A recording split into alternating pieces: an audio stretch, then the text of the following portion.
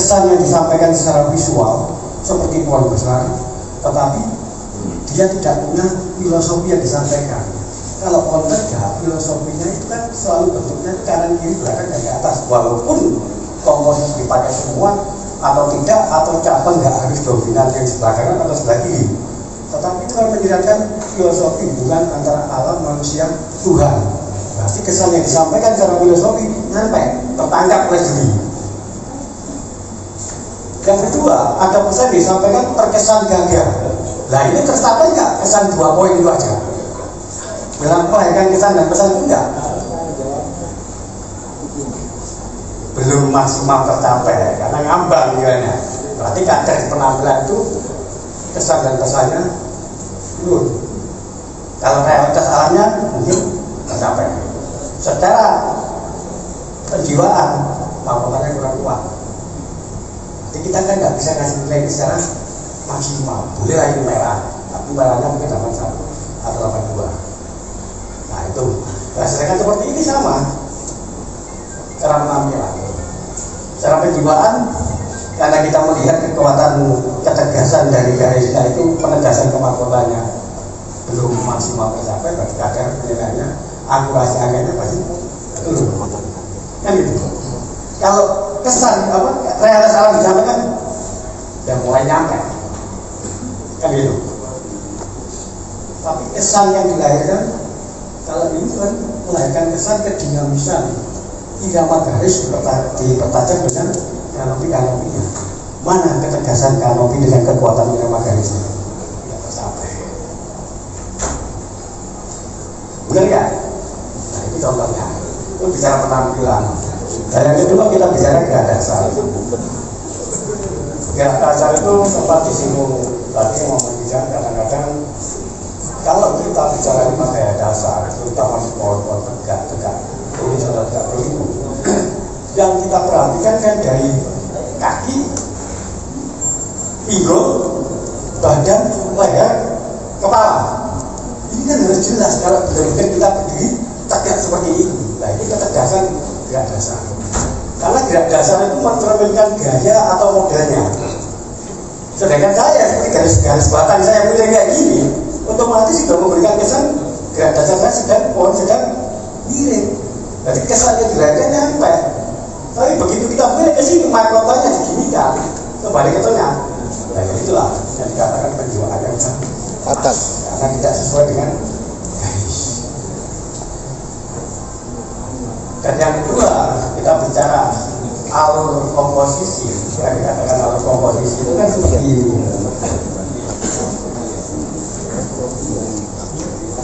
Kadang garis batang itu punya alur, kadang garis batang itu nggak punya alur komposisi. Seperti cabang sekedar tempel gitu kan. Tapi kan ada cabang yang benar-benar ngalur. Nah, itu kan nilai di gerak dasar akhirnya bisa naik. Karena kenapa gerak dasar itu bisa muncul 80 bahkan sampai 82, 83? Karena persyaratan dari akar ke timbul dan alur sampai ke komposisi itu tercapai ketuntasan kota. Karena kita kan banyak tahu pohon yang seperti ini. Ya kan? Contoh ada pohon-pohon tertentu yang memang gerak dasarnya tidak tercapai secara wujud. Nah yang ketiga itu keserasian. Nah bicara keserasian itu dikatakan keserasian itu akan lahir dari komposisi cabang yang kita bangun menghasilkan dimensi kosong dan dimensi isi wujudnya. Ini yang dikatakan dimensi isi. Nah, ini yang dikatakan dimensi kosong. Nah sekarang perbandingan antara dimensi kosong dan dimensi ini seimbang enggak? Kan cuma disinggung sama Pak Ucai. Ya, seharusnya ada keberanian untuk mengekspos dimensinya lebih terbuka, karena untuk menyeimbangkan secara visual antara komposisi dan dimensi. Kalau itu tercapai, pasti akan melahirkan proporsi. Ketika nyampe melahirkan proporsi, pasti akan tercapai perspektifnya. Ketika tercapai pada tadi akan mencapai keseimbangan wujud. Ini kan sudah mencapai keseimbangan wujud. tapi karena ada bagian komposisi yang tertutup, dimensinya nggak keluar, sehingga bonceng ini dikatakan keserasiannya hanya mencapai wujudnya aja, tapi rasanya belum keluar. Itu ada pengertian dari keserasian. Balik lagi ke kematangan. Kalau kematangan baru, karena di poin itu ada tahapan anatomi. Kalau kita bicara di keserasian, kita bicara proporsinya. Proporsinya itu antara bentangan, kosong, isi, seimbang untuk mencapai wujud. Tapi kalau kita mau poin kematangan, kita bicara tahapan anatomi. Kalau pohon punya tahapan anatomi seperti gerak dasar, contoh seperti saya ini begini. Saya punya kaki, saya punya pinggul, saya punya badan, saya punya leher, saya punya kepala. Nah antara kaki ini kan keseimbangannya sampai pendek-pendeknya kan, sehingga orang lihat dia kan gitu. Nah ya itulah yang dikatakan gerak dasar yang maksimal seperti itu. Kadang ada dari badan ke leher ke kepalanya kepanjangan. Ada teman-teman yang sering mengatakan dari leher ke usahakan gitu. Ya nggak seimbang, rasanya udah nggak enak. Nah, kadang ada teman-teman di ini kenapa sih pohon ini sama pohon ini sama-sama matang, tapi kenapa sih kok yang spesifikasinya yang strategi kan gitu. Nah, ketika kita sama-sama pohon bagus, kita harus breakdown di tahapan anatominya, termasuk karakter tekstur. Kematangan perancang otomatis kan ini. Nah dari sini aja kita udah bisa baca kenapa kita pilih ini atau pilih ini. Jadi kalau misalnya ini sama gradasi itu karakter teksturnya mana? Otomatis karena spesies ATG ini terkesan akan lebih teksturnya lebih tua. Tetapi secara tahapan anatominya belum tentu. Bisa jadi yang kecil ini karena kalau ditempuh dengan tahapan anatomi, dia yang memenuhi syarat secara keseluruhan. Jadi ada kesan yang dilahirkan secara visual, tapi isi belum nyampe. Ada yang secara visual nyampe, secara isi nyampe. Ini yang mahal yang isinya nyampe. Kadang-kadang kan ada pertanyaan, kok sampai bisa ekspresi itu dikalahkan dengan Vandan Putri kecil gitu.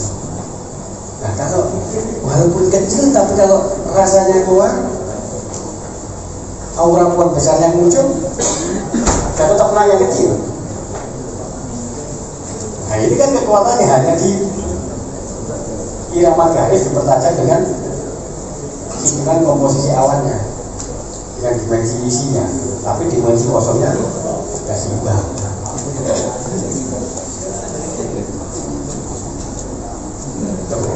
Jadi kenapa sih kemarin tadi disinggung gimana sih kita menilai itu, kita dalam mengapresiasi itu kita kenal dengan 3 kacamata aliran. Sebenarnya itu mempermudah kita mengidentifikasikan karya dari teman-teman sendiri.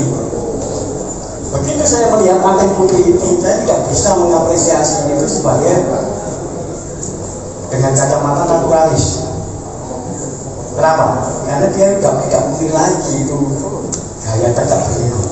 Karena ada komposisi cabang yang mudah menjadi primer, bukan lagi sekunder, sehingga itu berkembang bisa dibaca ke perbuatan dua.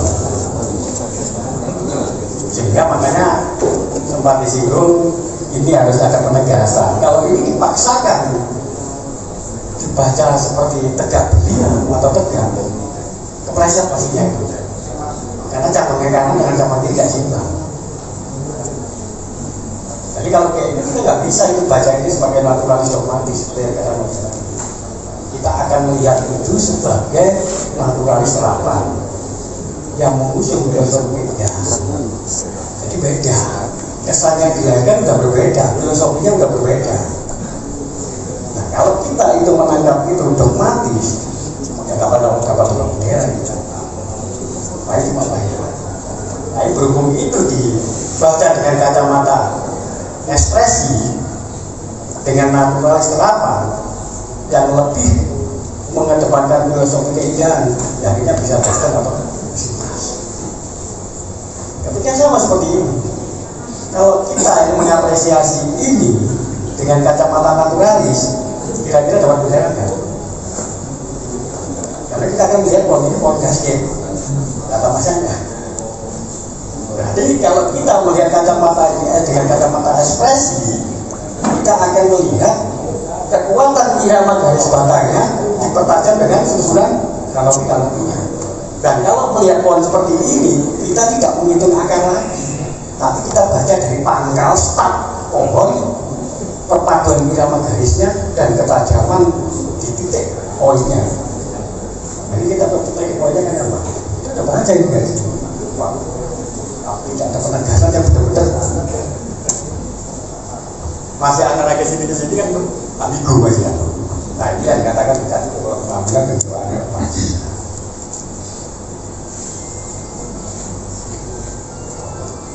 Selanjutnya begitu kita melihat pohon-pohon ram dengan komposisi garis batang yang banyak, kita tidak bisa lagi melihat itu sebagai kacamata naturalis atau ekspresi. Kita akan melihat dengan kacamata surrealis. Nah, kekuatan surrealis itu di perpaduan komposisi irama garis yang sanggup menciptakan dimensi, komposisi dan dimensi, kekuatannya akan terjadi di siluet awan mahkotanya. Makanya kadang-kadang pohon-pohon bukit di sana atau pohon-pohon rectangle bisa luar biasa seperti hilang yang di Bali dan sebagainya kan gitu. Seperti pohon-pohon sekarang yang kereta, kenapa bisa menang? Karena kita membaca itu sebagai kacamata surrealis. Jadi kekuatan perpaduan irama garisnya dipertajam dengan garis awan mahkotanya itu yang jadi salah satu kekuatannya. Dan melihat pohon seperti itu, kita tidak menuntut akar harus menyebar. Karena yang kita baca dari pangkalnya dulu, ibarat kita manusia, kita baca pinggulnya dulu baru perpaduan garisnya. Tetapi ketika kita melihat pohon-pohon naturalis, yang persyaratan dari akar itu harus terpenuhi, karena itu pondasi. Terkesan pohon itu bisa tegak, miring dan sebagainya. Kalau nggak ada pondasinya bagaimana? Ya pasti lumpuh. Nah, itu realitas alamnya akan selain berketerkaitan. Jadi sebenarnya di dalam kita mengapresiasi itu sebenarnya apa yang dihasilkan teman-teman itu akan kita apresiasi sesuai dengan SOP. Nah, SOP yang kita pakai ini itu sifatnya universal. Bukan masalah ini, ini enak gak enak, tidak boleh bukan itu. Dan SOP ini akan bersinergi dengan tiga kacamata aliran itu, terkorelasi semua, tanpa ada unsur suka subjektivitas atau kedekatan dengan personal, nggak ada urusannya SOP ini. Kalau ada yang seperti itu ya berarti itu mental pelakunya aja kan gitu. Jadi saya kira di negeri ini sudah sangat luas ya mengakomodasi karya teman-teman mau bagaimanapun wujudnya. Kita tinggal mengidentifikasi, oh ini masuk kategori naturalis, oh ini naturalis terapan, oh ini ekspresi. Jadi kita tahu teman-teman seperti ini yang mau ditonjolkan apa aja ya itu yang kita nilai, bukan kita mencari ukuran pohonnya. Oh ini mau membuat ekspresionis dengan mengedepankan kekuatan irama garis dipertajam dengan mahkotanya. Ya itu titik beratnya. Kita masukkan koridor itu, kita masukkan SOP-nya. Nah, ketika kita breakdown ternyata kan benar. Ngomong penampilan penjiwaannya kurang karena secara penegasan kemahkotaan. Ya, ngomong realitas alamnya, sudah kelihatan jejak campur tangan manusia yang nilai realitas logika ininya tersampaikan. Pohon itu sedang menggantung, tersampaikan kan? Oke, masuk kesan dan pesannya, penjiwaannya. Nah ini yang kurang sedikit. Saya katakan ini kurang sedikit. Baru bicara dasar. Apakah irama garis ini memang sesuai alur pohonnya. Kadang ada yang memperdebatkan loh, ini alur dominannya itu ini bukan yang ini. Kenapa yang di ekspos depan kan gitu? Ini kita bicara alur garisnya, dasarnya. Baru kita bicara keserasiannya. Namanya keserasian, komposisi cabang menghasilkan dimensi kosong dan dimensi isi. Ya wujudnya ini seimbang enggak? Nah ini akan menghasilkan proporsi terkait proporsi ruang kosong dan ruang isi, juga proporsi berlangan.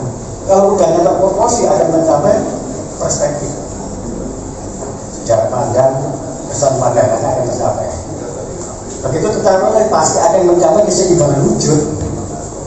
Nah, selama ini kita menjuri di setiap pameran itu, kita hanya melihat pohon-pohon itu mencapai keseimbangan wujud, tapi isinya belum ada yang keluar.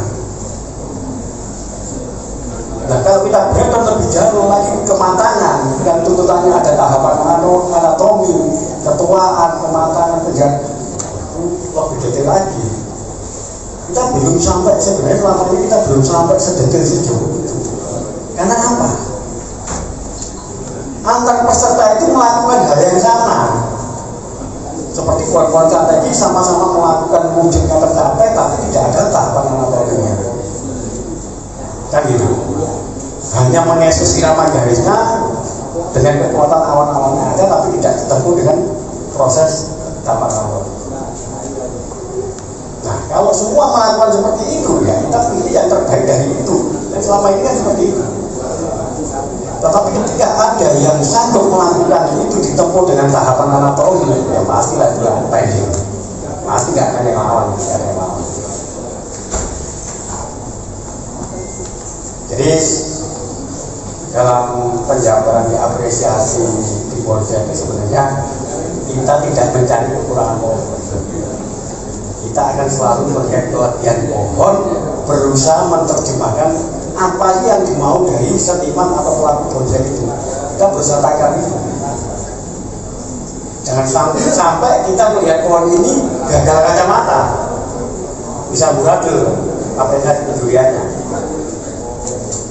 Jadi sebenarnya kalau ada yang ngomong nggak ada kealiran, oke, itu adalah kerangka kita untuk mempermudah kita mengapresiasi dan mengidentifikasi apa yang dimau seniman-seniman bonsai. Itu aja.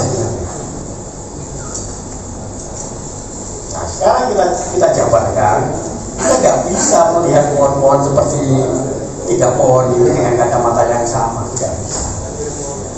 Hasilnya akan amburadul. Tetapi dalam apa yang kita lihat sesuai SOP penjurian, 4 kolom itu selalu melekat di masing-masing gaya atau model pohon yang harus penuhi. Dan sederhana, penampilannya, penjiwaan yang terpenuhi, gerak dasar sesuai dengan gaya atau modelnya, itu aja. Tuntutannya kan jejak campur tangan manusianya minim agar realitas alamnya tercapai. Itu aja. Dan apa yang kita lakukan bisa diterima oleh rasa dan logika. Nah, yang terakhir pasti secara simbolis akan melahirkan kesan dan pesan. Nah, kesan dan pesan itu ada 2 hal yang diusung. Ada yang mengekspos filosofinya, ada yang mengekspos kesan kedinamisan pohonnya. Kalau dua-duanya tercapai, luar biasa. Contoh di penampilan aja. Kesempatan hari ini pohon ini kan bahas kenapa pohonnya harus diganti oval lebih panjang. Apakah seperti ini jelek? Enggak, nyatanya pohon itu berprestasi. Tetapi karena yang diekspos hanya dari pangkal ke atas dan berprestasi, orang kan, oh itu seperti banyak tadi dapat besitas dan sebagainya.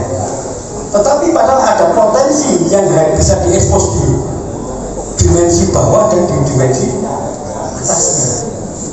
Contoh begitu kita ini ganti pot oval dan penanamannya digeser ke kiri, sehingga sehingga dimensi landscape ini akan bisa dibangun sehingga pohon kecil terkesan pohon betul pohon yang besar di gambaran luas. Berarti itu kan ada dua opsi yang kita dimaksimalkan dari wujud pohon itu. Tapi kalau kita hanya nyaman mengekspos ke atas sudah bagus, silakan aja. Kan pertama ngomong apa lebih ya? Kan seperti itu. Dari sini mungkin Pak Wahyu bisa nambahin. Bapak.